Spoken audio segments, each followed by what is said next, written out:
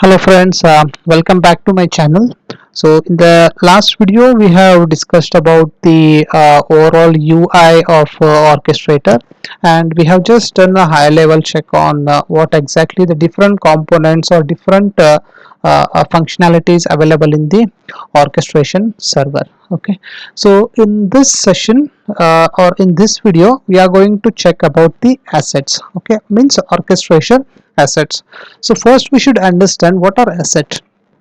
So asset is nothing but your a strong property, you can say. Okay, so if you ask what's your asset, okay, the person may say my asset is hard work, I am intelligent and I got this skill set, I got management skills, right? So these are nothing but the assets of a person. So if you just correlate this thing in terms of orchestration or the UI path is concerned, so assets are nothing but we can call it as centralized variables, we can say, or we can call it as globally used variables. Okay, not exactly as the definition, but these are available in orchestration which can be used as the global reference variables. For example, suppose you have five studio and you have five robots. Okay, and then if you use the asset and if you create the asset, so we can use that asset which can be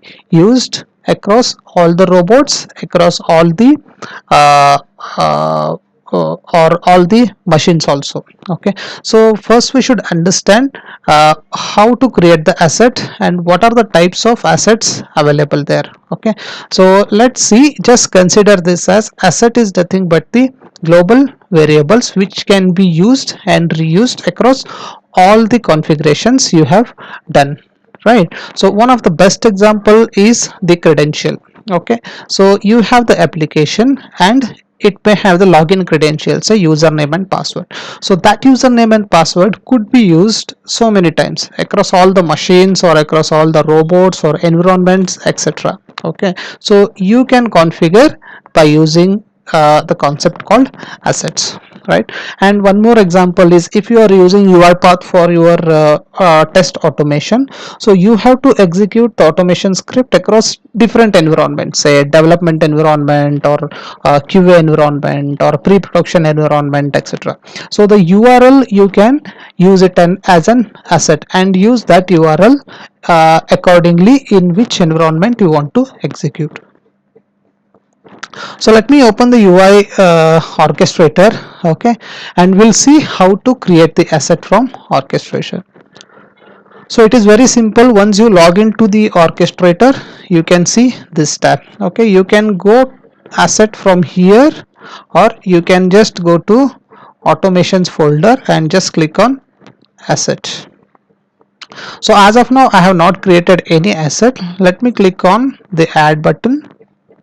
You will get an overlay to give the asset name.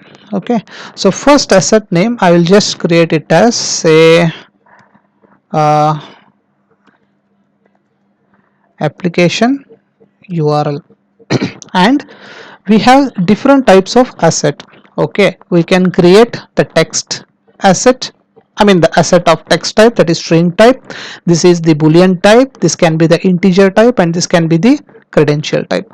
Let me go ahead and create the asset with the type of text, means it's just a normal string. So this is URL asset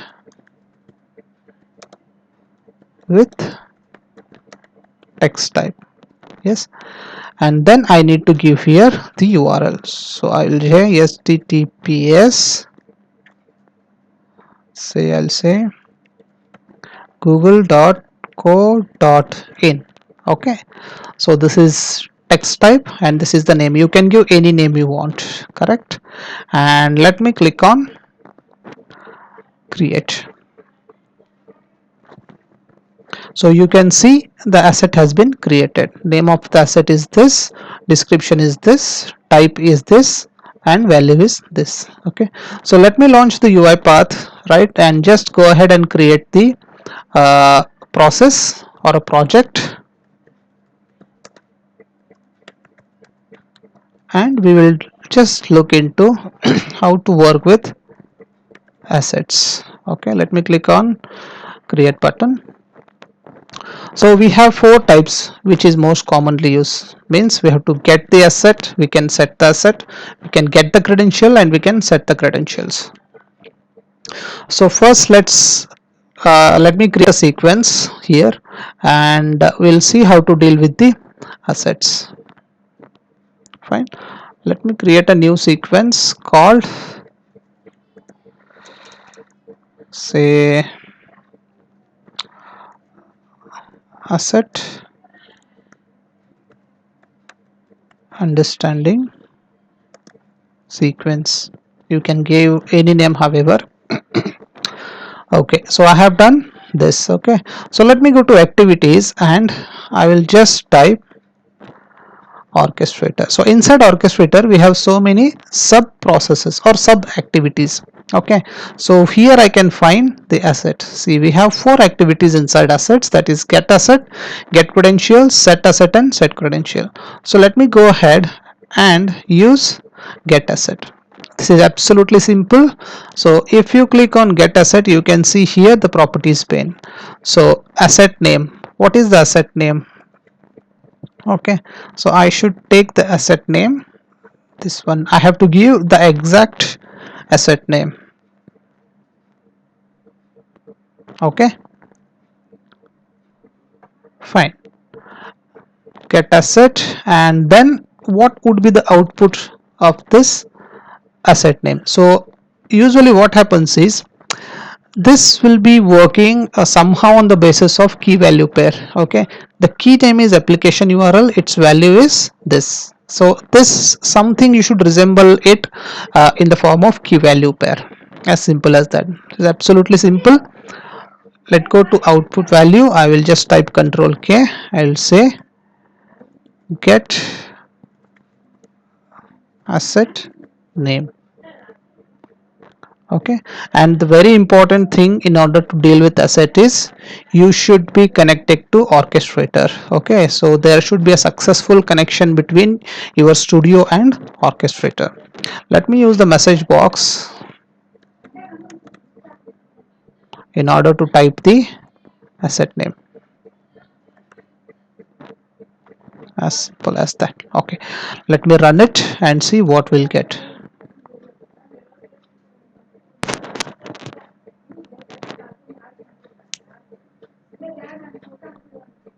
Okay, see, we have seen the value of the asset as this. Okay, now in next session we are going to see how to set the asset. Okay, so like the same way, go to activities, you can directly use set, you can see set asset and get asset. Okay, let me go here and use set asset. So get asset is nothing but to fetch the data from the orchestration. So set asset is nothing but to update the data uh, uh, uh, or to update the value present in the asset. So let me go here and drag and drop set asset. Here we have the input name called asset name. The asset name would be the same. Okay, now I need to update the value here. So I will just update the value as, say, before it was Google. Okay, and now I will update as facebook.com, something like that. You can set anything. Okay, let me check how this works. Yeah, let me save this and let me have a message box again in order to say that it's done. Set asset done. Yeah, now, yeah, so before this it's very important to understand, if in order to use the set asset, what necessary is you should have the proper roles. Okay, this is absolutely necessary, you have the proper roles. So in order to do this, what you have to do is you just go to orchestrator, go to user, go to roles, and see if your automation user edit this and check you have the role to update the asset or not. Go to folder permission and see, yes, you have the asset. You can view the asset, you can edit the asset, you can create the asset, and you can delete the asset. So if you don't have this permission, you will see error in Studio. So make sure you got all the permissions right here. Right now, let me just run this off.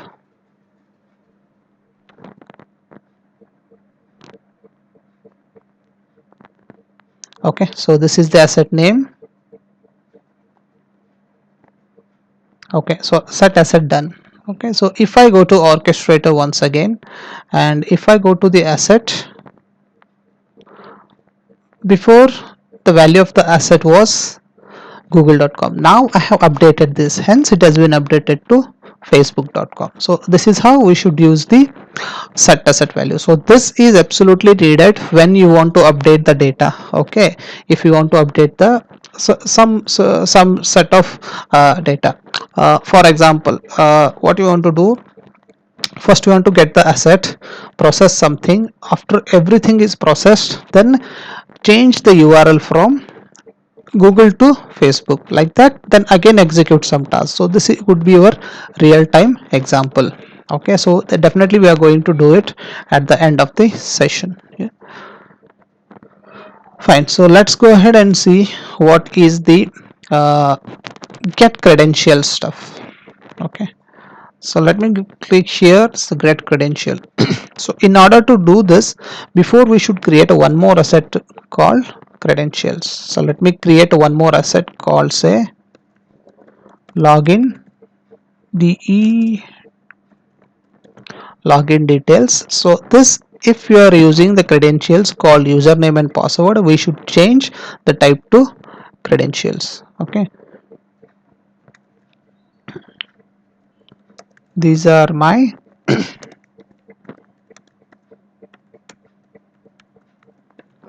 login credentials. So what is my username? I can say my username as my email address,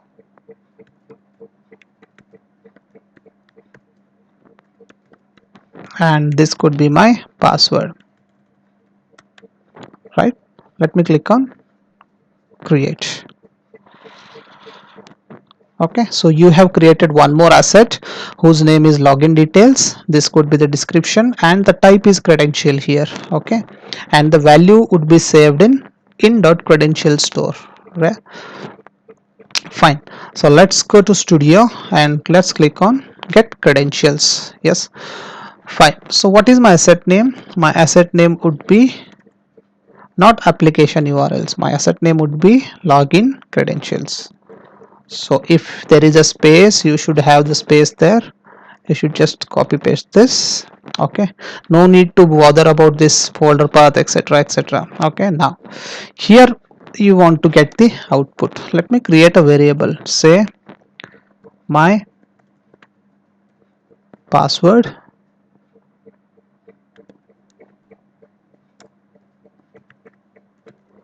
my username. Okay, right. So what I want to do again here is I need to use the message box, correct, and I need to use something like this. This could be my password and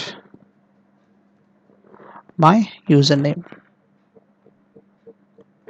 Okay, so let's go ahead and run this off. We'll see what will happen.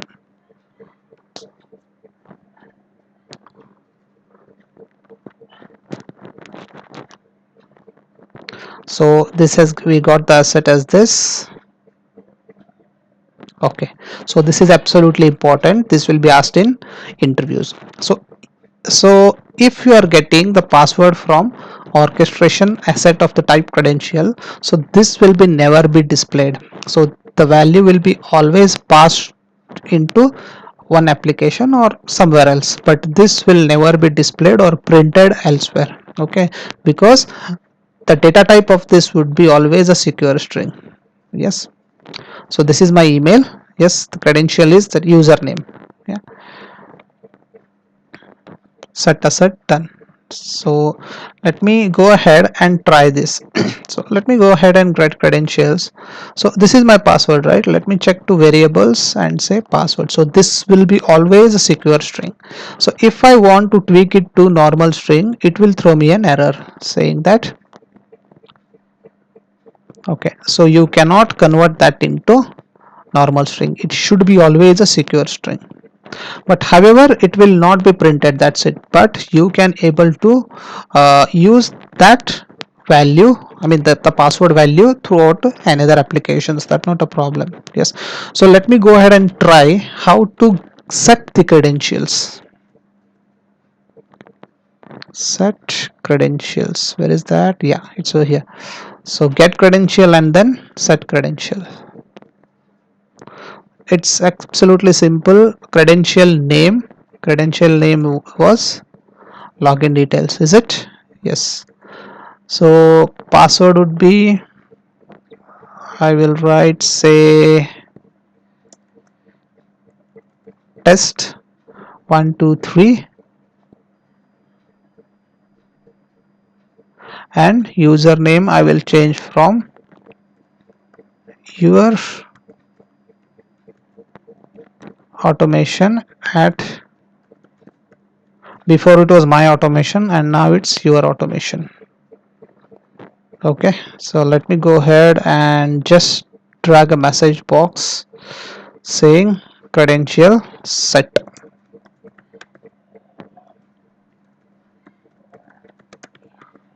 Correct. We'll see what will happen. I hope we should not encounter into any error, but we'll see.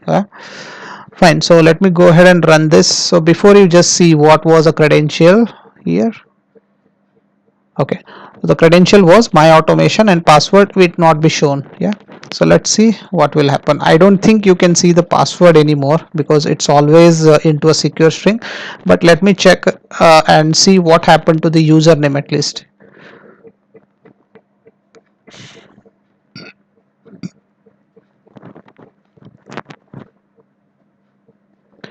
Okay, facebook.com.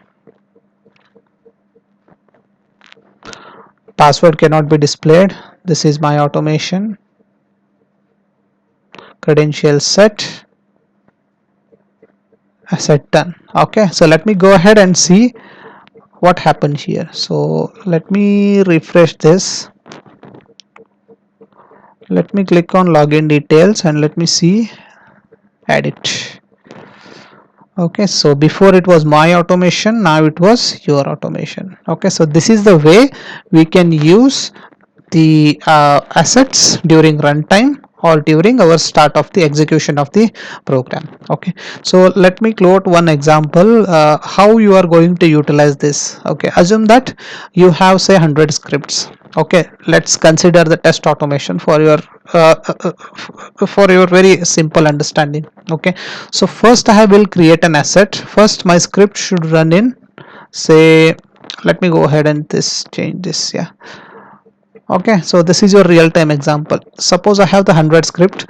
First 100 script should run in say test environment. Okay, and whose URL is say xyz.com. Okay, after all the results or all the execution of those 100 scripts done, okay, automatically this application URL should be updated with say pre-production environment. Okay, and then also it should start executing all the 100 scripts in pre-production environment. So this is a simple example. We can use asset throughout your automation, and there are so many ways you can use this automation. And in get credentials we can use those credentials runtime. Okay, for example, if your username and password, okay, is common for all the applications. So suppose you have say banking application. If you log in with master admin and master, I mean the master username and master password, in that banking application you have hundreds of small modules. Okay, so those modules can be automated by n number of users. Okay, so hence in order to get the credential, it's always a good idea to have the global credential. So this is what the basic understanding of the UiPath assets. Okay, so hope you have liked this video, and if you have anything you want more clarification, please do comment, and please don't forget to subscribe the channel. Thank you so much. We'll see you soon in the next video. Good day.